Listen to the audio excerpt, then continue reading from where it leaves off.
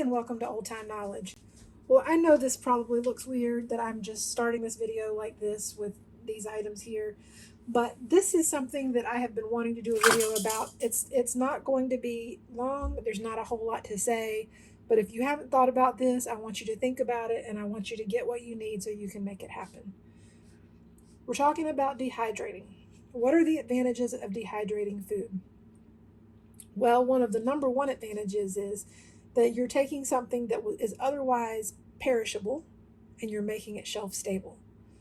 You're making it shelf stable without canning it. So if you don't have a pressure canner, this is a great option. If you do have a pressure canner, but you want things to be preserved in such a way that you can't preserve them through canning, this is a great option. As an example, if you wanted to can potatoes, they're going to have a very different texture than when you dehydrate them and then rehydrate them and then fry them or whatever. They'll be closer to what they were when they were frozen if you dehydrate them and then rehydrate them. Whereas when you can them, they're taking on a lot of moisture and they're cooking for so long and the density changes and it's just a different product. But this whole bag will fit into a pint jar because that's exactly what this is. This pint jar is one of these, and I'm going to be doing another one. But this is just a great thing I can do. Why do I need to keep tons of these stored in my freezer if I can have some jars stored in my pantry? Shelf stable, don't have to worry about if the power goes out. Let me put this up.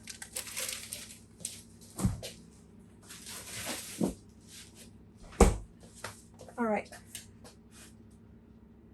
So another thing is, I don't know if you recognize this or not, but these are just frozen mixed vegetables, just like you would buy in the bags in the freezer section. It's got corn and carrots and green beans and peas. That's it.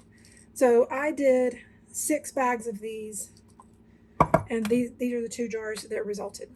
So if I want to use any, then I can just get, say, about a cup or so of this and rehydrate it, and it's ready to use in recipes. What the kinds of things that I use this in are like shepherd's pie or a pot pie or something like that, but also you can just rehydrate them and just cook them like you normally would and serve them as a side.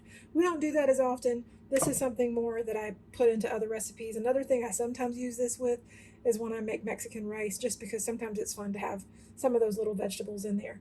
But why should I have 6 bags of this in the freezer when I can have it just taking up the space of these 2 jars? Okay. All right. This is an absolute favorite. You see this?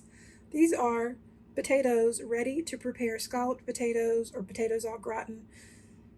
Each of these would be like a dish. So like if I was going to make a dish of potatoes au gratin or scalloped potatoes, just like you would buy a box from the store, this jar is about the same amount.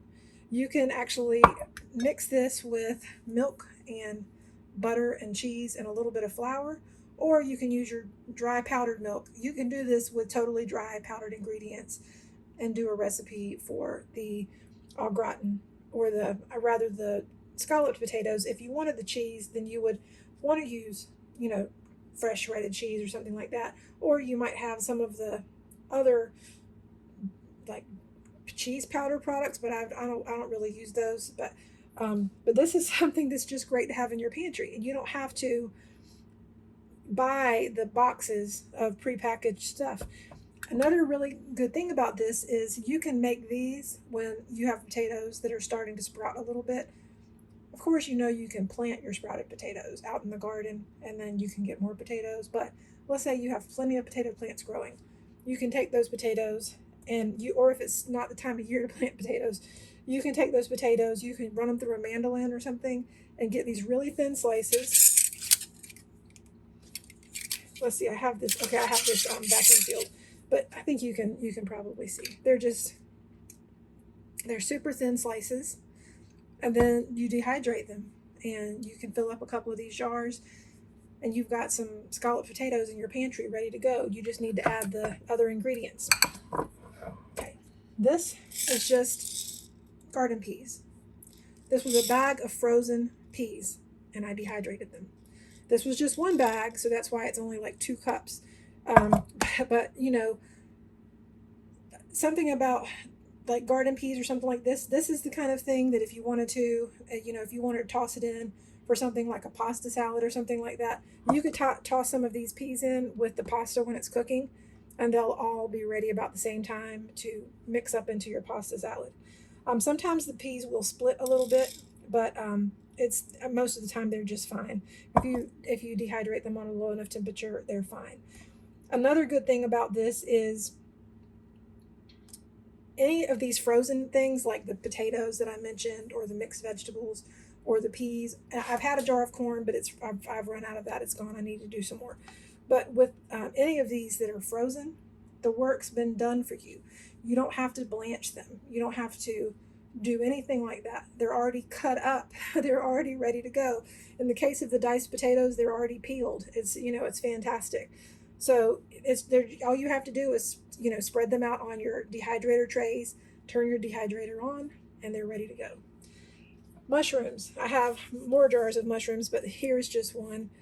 This is great. You could use it for, you can rehydrate them and use them in spaghetti sauce, in any like mushroom soup. You can use them in any recipe that you would use mushrooms in, because once they rehydrate just fine.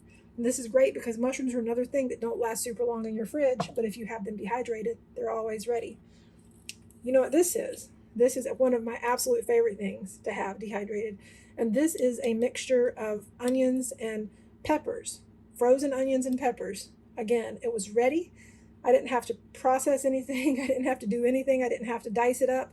I literally just opened the frozen bag of onions and peppers, poured these out on my dehydrator trays, and I ended up with this jar. And this was, if I remember correctly, this was 2 bags of frozen onions and peppers.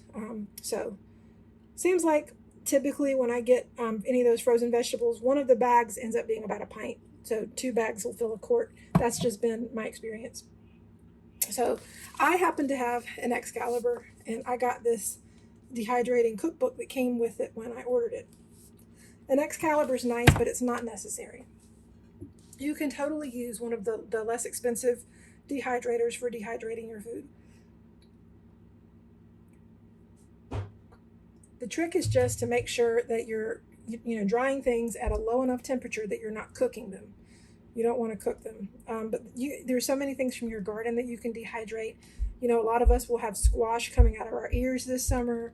You can obviously, or in zucchini, you can obviously freeze some of that, and that's great. You can make all kinds of things with both squash and zucchini, breads and cakes, and obviously fried and sauteed and soups and so many different things. But you can also dehydrate squash and zucchini, and it turns out really nicely. Carrots, tomatoes, citrus fruits, all kinds of fruits. One thing I love, but I don't have any to show you right now, is making fruit leather. I absolutely love to make strawberry fruit leather in my dehydrator because it reminds you of like much better leveled up fruit roll-ups. I'm sure we all remember fruit roll-ups from when we were kids, but the thing is they're good for you because it's just pure fruit, and then you can add in some honey or some sugar, a little bit of lemon juice, mix it all up and put it on your dehydrator trays, and you end up with this delicious fruit leather, and it lasts a while. It's really, really good. So anyway, I just wanted to record this quick video to hopefully encourage you to think about dehydrating if you're not doing it already. I'm going to put links in the description to a couple of dehydrators that I recommend, and also I'll list a few of I'll list these same items so you'll know what I have in the video as far as what I purchased and getting these dehydrated and all. Food supplies is just a crazy situation.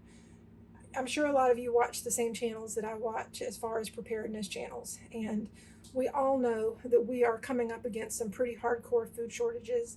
I'm hearing a lot about July and August time frame being where it's just really going to be bad.